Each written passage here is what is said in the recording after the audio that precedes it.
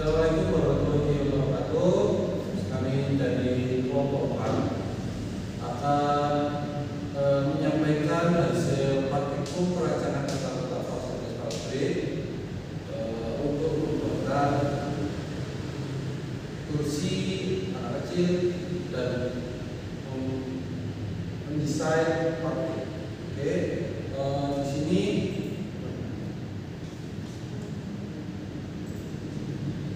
kami ada 4 orang. Yang pertama Mas Wildan, kedua Mas David, dan Mbak Dewi, kedua saya.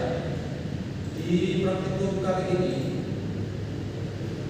ada 7 modul. Yang pertama ada penentuan tata letak pusat fasilitas, yang kedua penentuan aliran produk, yang ketiga penentuan kebutuhan mesin, yang keempat penentuan kebutuhan luas area, yang kelima penentuan ongkos material handling, analisa proses menggunakan FBC, dan yang terakhir modul 7 yaitu perencanaan sistem material handling.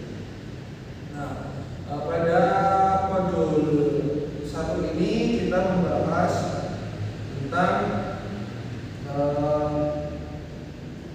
perencanaan penentuan tata letak pusat fasilitas. Nah, di mana perencanaan tata letak didefinisikan sebagai perencanaan dan integrasi aliran komponen suatu produk untuk mendapatkan interrealisasi yang paling efektif dan pengiriman produk, tata letak pabrik, dan transfer material. Selanjutnya ada beberapa metode yang kita gunakan pada model transportasi. Yang pertama model land cost, di mana metode ini berfungsi dengan menawarkan lokasi alternatif dengan biaya unit mulai dari terendah. Solusi untuk model transportasi yang diadopsi proses memiliki biaya terendah. Selanjutnya metode corner, yaitu metode sudut bertaut, memulai dengan mengalokasikan sejumlah maksimum yang dapat diizinkan oleh penawaran dan permintaan serta perhitungan dimulai dari kotak sudut paling kiri. Selanjutnya metode Vogel approximation method atau VAM, di mana algoritma yang terkenal untuk menghitung masalah transportasi. Selanjutnya yakni data penentuan tata letak pusat fasilitas. Di sini ada pertama tabel demand, terus yang kedua tabel supply di pabrik A, pabrik B, dan pabrik C. Nah, di pabrik A nya 21.255, di pabrik B sampainya 23.203, dan di pabrik C ada 25.191. Jadi totalnya ada 69.610. Nah, yang ketiga ini ada tabel biaya transportasi di setiap periodenya di pabrik A, pabrik B, dan pabrik C. Nah, selanjutnya di sini kita lakukan pengolahan data. Ya, pertama di metode Northwest Corner. Nah, ini kita lakukan pengolahan data sampai menemukan hasil yang maksimal. Nah, ini kita lakukan 21 kali iterasi. Selanjutnya masuk ke metode Vogel approximation method. Nah, di sini kita juga melakukan pengolahan data dari iterasi 0 sampai ke iterasi 10. Selanjutnya setelah kita lakukan pengolahan data, kita lakukan analisis. Nah, analisis ini kita Dari metode NBC total biaya sejumlah Rp114.832 dan untuk Vogel Approximation Method atau VAR ada Rp1.502.927. Sehingga dapat disimpulkan bahwa metode dengan biaya terbesar adalah metode NBC dan Rp1.614.832. Sedangkan metode terkecil terdapat pada metode Vogel Approximation Method yaitu Rp1.502.927. Maka metode VAR lebih optimal. Selanjutnya masuk ke modul 2. Modul 2 ini menjelaskan tentang penentuan aliran produk, di mana desain produk merupakan bagian terpenting dari sebuah produk atau jasa karena desain dapat menjadi faktor pembeda dengan produk lainnya. Di sini juga kita membahas tentang PDM atau Precedent Diagram Method, atau dengan kata lain diagram simpul. Diagram ini mengembangkan lebih lanjut dari diagram panah. Selanjutnya kita tampilkan desain produk dari kelompok kami. Di sini ada tampak kiri, setelah itu tampak belakang dan tampak depan. Nah, selanjutnya dari produk ini kita dapatkan part list dari kursi tersebut. Satu, ada sandaran, rujukan, rangka kaki di belakang, rangka kaki depan, rangka rujukan alat kaki.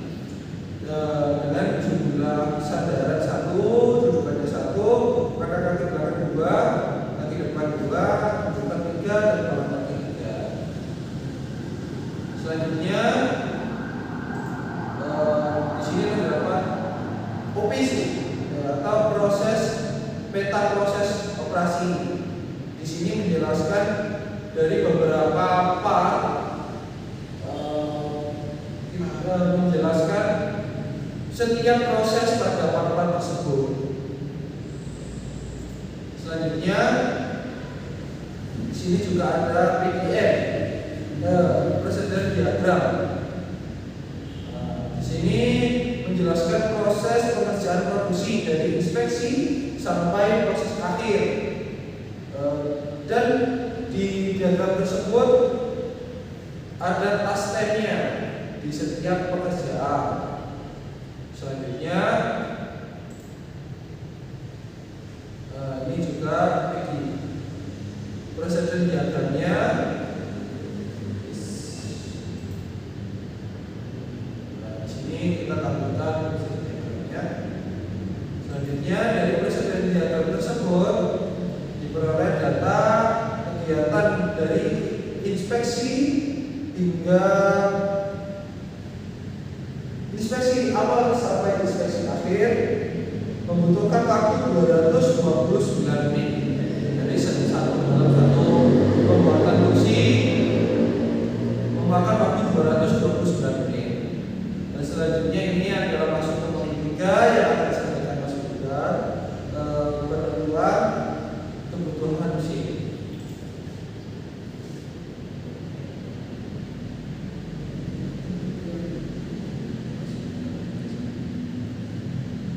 Di sini saya akan menjelaskan tentang modul 3 yang berjudul penentuan kebutuhan mesin. Untuk di modul 3 ini ada perencanaan tata letak, peta proses operasi.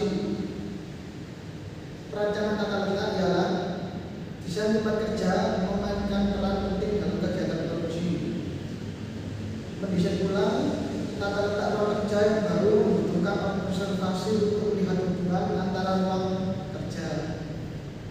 Dalam peta proses operasi adalah peta yang mendeskripsikan langkah-langkah proses yang dilalui bahan mentah dari tahap awal hingga menjadi produk jadi atau komponen akhir, dan berisi informasi yang diperlukan untuk analisis lebih lanjut seperti waktu, bahan, tempat, alat, dan mesin yang digunakan untuk mendapatkan operation proses atau finishing.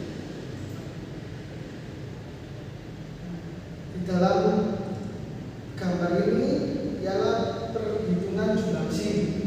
Perhitungan jumlah mesin yang dimana jumlah produk yang dihendaki atau digenerate ditambah dengan sama dengan jumlah produk yang berkualitas baik atau cepat ditambah dengan jumlah produk yang rusak atau defective parts. Yang kedua ada jumlah produksi yang seperti di gambar ini. Yang di tabel ini adalah jumlah mesin yang digunakan seperti mesin pemotong, mesin penghalus, dan mesin bor, yang dimana jam kerja per periode atau per menit itu 10 menit, waktu pengerjaan periodenya seperti di tabel ini, downtime per hari, setup dan persen design. Di sini adalah proses dan atau FPG seperti tabel sini.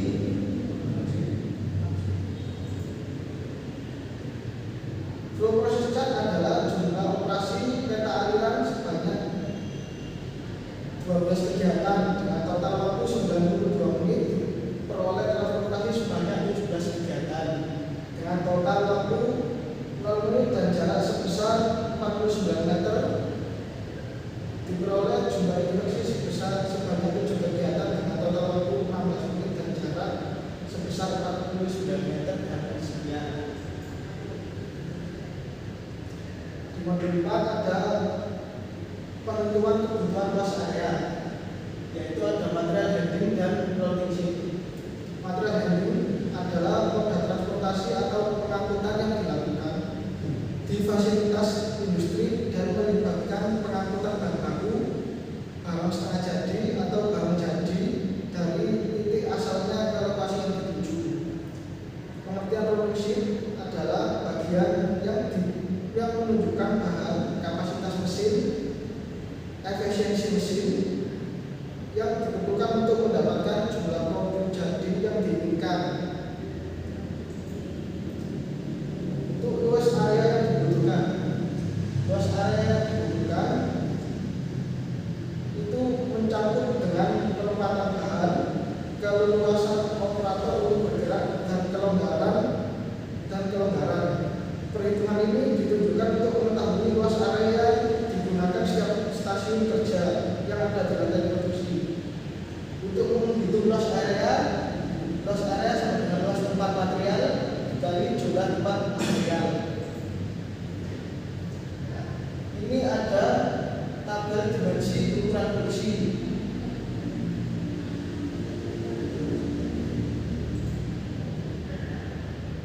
Ini ada 4 mesin yang dibutuhkan untuk membuat kursi anak TK.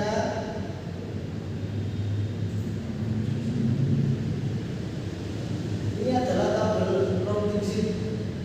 Tabel routing sheet itu dicari dari sandaran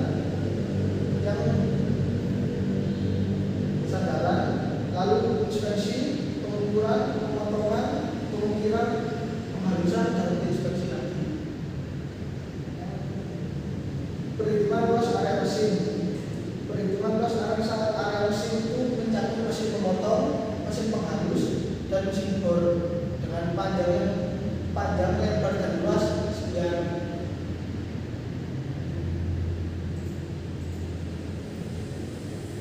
Perhitungan luas area material.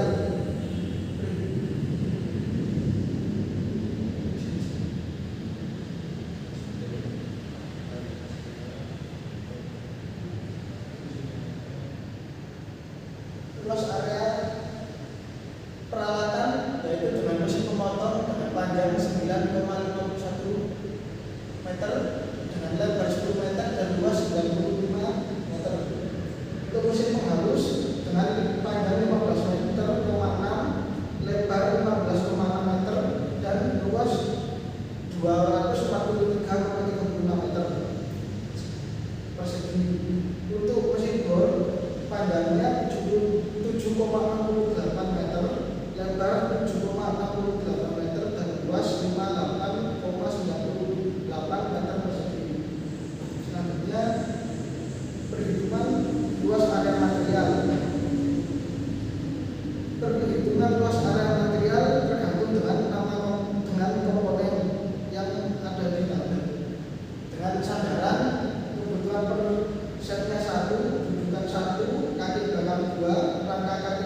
2, rangka dudukan 3, dan palang 3 dengan panjang dan produksi per hari seperti tabel berikut. Untuk perhitungan luas material, yaitu dengan panjang balok kayu per batang itu 4,07 meter dengan lebar 0,21 meter dan luas 0,85 meter persegi, dan panjang papan kayu terluar itu 1,34 meter dengan lebar 0,65 meter dan luas 0,28 meter persegi. Selanjutnya kita akan ke luas area operator. Luas area operator tergantung operator dari mesin tersebut. Untuk mesin pemotong, panjangnya 1,8 meter, lebar 1,5 meter dan luas 2,7 meter persegi. Untuk mesin penghalus, itu panjangnya 1,1 meter, lebar 1,1 meter dan luas 1,21 meter persegi. Untuk mesin bor, panjangnya 1 meter, lebar 1 meter dan luas 1,1 meter persegi. Untuk tabel perhitungan area operator, yaitu tipe peralatan forklift, lebar gannya 9 meter dan untuk alat palet lebar gannya 4 meter. Perhitungan luas area produksi. Perhitungan luas area produksi bergantung dengan peralatan kerja atau mesin, seperti mesin pemotong yang mempunyai luas area 0,95 meter persegi, mesin penghalus 0,16 meter persegi, dan mesin bor 0,23 meter persegi. Lalu kita akan ke modul 5, yaitu penentuan ongkos material handling. Untuk jenis material handling, jenis perlengkapan penanganan bahan yang umum diterapkan di industri, termasuk conveyor, satu conveyor rantai, conveyor sekrup, dan conveyor pneumatik. Untuk ongkos material handling, OMH-nya untuk mengetahui OMH itu dengan menggunakan total biaya dibagi jarak tempuh. Untuk tabel luas lantai departemen.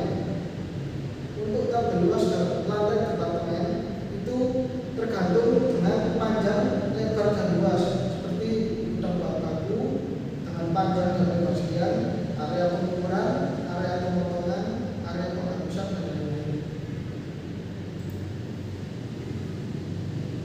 Untuk tabel alat dan ongkos angkut. Tabel biaya alat angkut itu seperti forklift dengan biaya 258.362 rupiah. Ini adalah proses OPC, operasi proses cat, seperti di modul seperti di modul 1. Menjelaskan tentang rangkaian pembuatan dari kursi ATK. Ini luas lantai departemen. Luas lantai departemen menjelaskan tentang lantai dari gudang bahan baku dengan departemen pengukuran ke deskripsi kegiatan, yaitu mengukur seperti nama komponen, sandaran, dudukan, kaki belakang, rangka kaki depan, rangka dudukan, dan kepala kaki.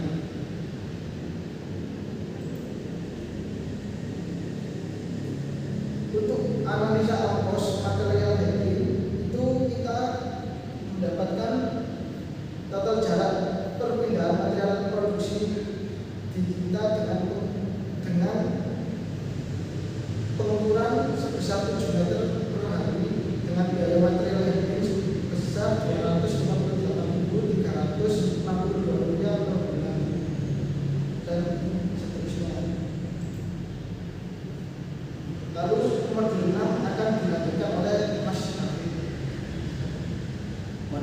Modul 6 membahas tentang analisa proses menggunakan FTC.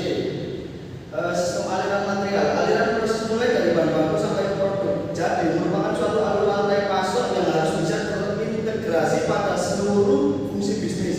Oleh karena itu, perlu untuk merancang tata letak fasilitas tiap departemen produksi yang sesuai untuk memastikan kelancaran produksi. Selanjutnya adalah data kapasitas untuk produksi. Yang pertama, untuk komponen ada sandaran, dudukan, kaki belakang, rangka kaki depan, rangka dudukan, dan malang kaki. Untuk alur prosesnya semuanya sama kecuali pada sandaran. Kenapa? Karena pada sandaran terdapat satu proses yang berbeda, yakni proses pengukiran.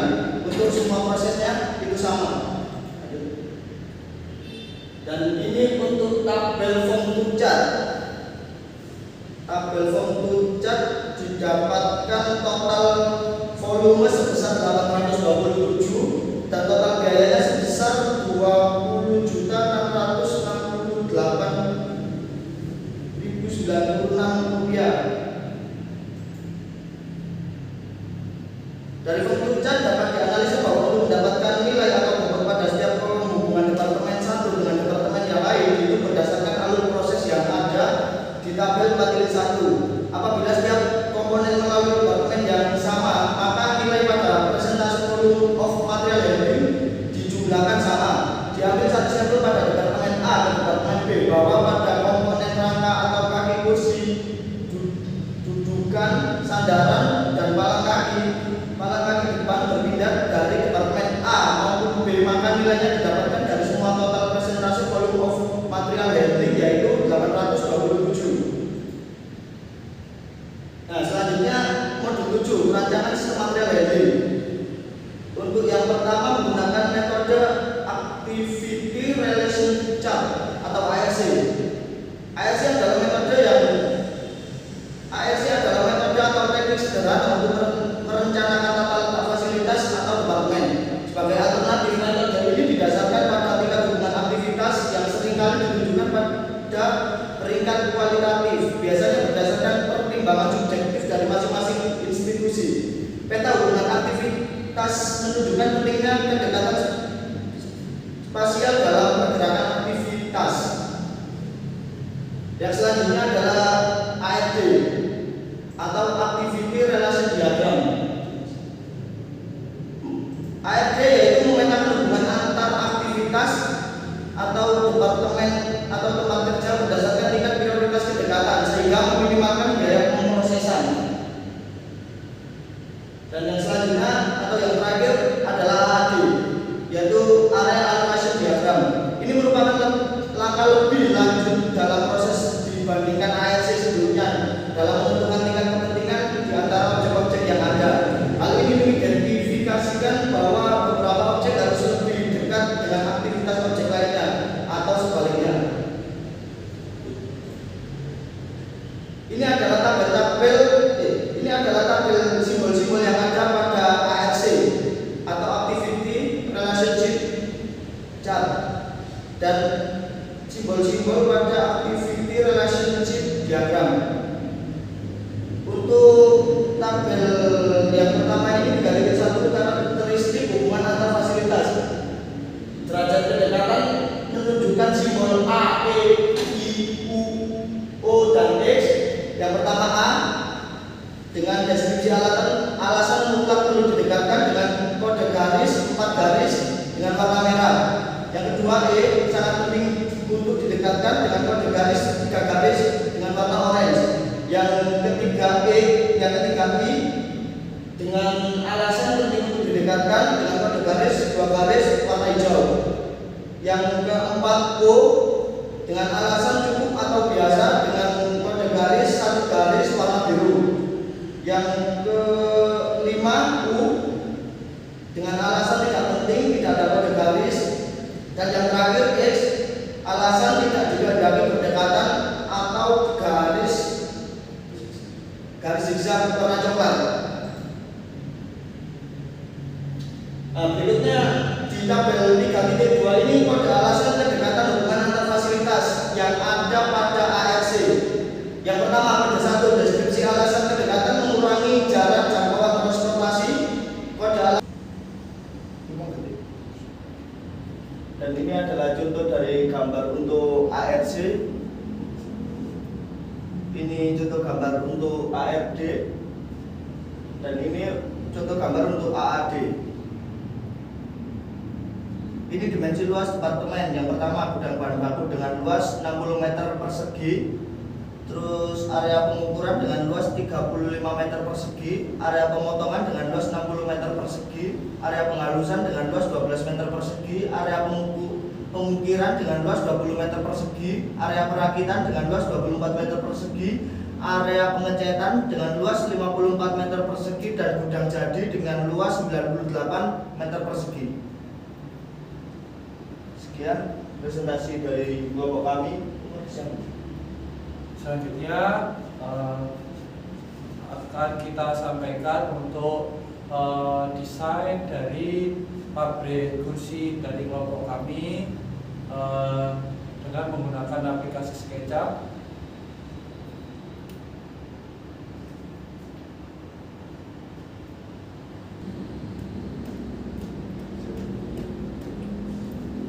Baik, ini merupakan desain dari pabrik kursi dari kelompok kami. Di sini akan dijelaskan oleh Mas David untuk desain pabrik.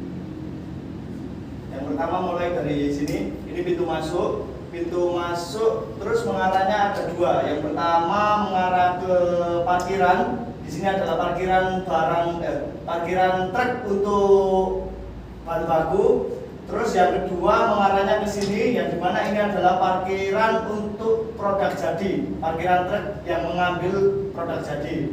Terus di sini ada parkiran untuk kendaraan karyawan. Di sini ada masjid. Terus di sini ini adalah disposal, tempat pembuangan sampah. Selanjutnya ini untuk kantor, dan ini adalah untuk ruang produksinya. Baik, terima kasih. Saya lanjutkan. Yang pertama di sini adalah ruang untuk office atau kantor. Jadi untuk pabrik ini kantornya ada di sebelah sini. Dan selanjutnya di sini merupakan gudang bahan baku atau anualnya. Nah, selanjutnya untuk di sini ini merupakan area atau ruang pengukuran. Setelah di ruang pengukuran ini berseberangan dengan ruang pemotongan. Setelah di ruang pemotongan ini terdapat juga ruang pengukiran. Ya. Di ruang pengukiran ini berdekatan dengan ruang. Setelah di ruang pengukiran ini, di sini juga ada ruang untuk penghalusan. Nah, setelah dari ruang penghalusan ini, untuk di area ini merupakan ruangan atau area untuk perakitan. Dan di seberang di ruang perakitan ini merupakan ruang pengecatan. Nah, setelah kursi menjalankan pengecatan, di sini ada pintu dimasukkan di sini. Di sini merupakan gudang bahan jadi. Nah, oke, berikut paparan atau penyampaian laporan praktikum kelompok 4 dan penyampaian untuk desain dari pabrik kami. Kurang lebihnya kami mohon maaf. Assalamualaikum warahmatullahi wabarakatuh.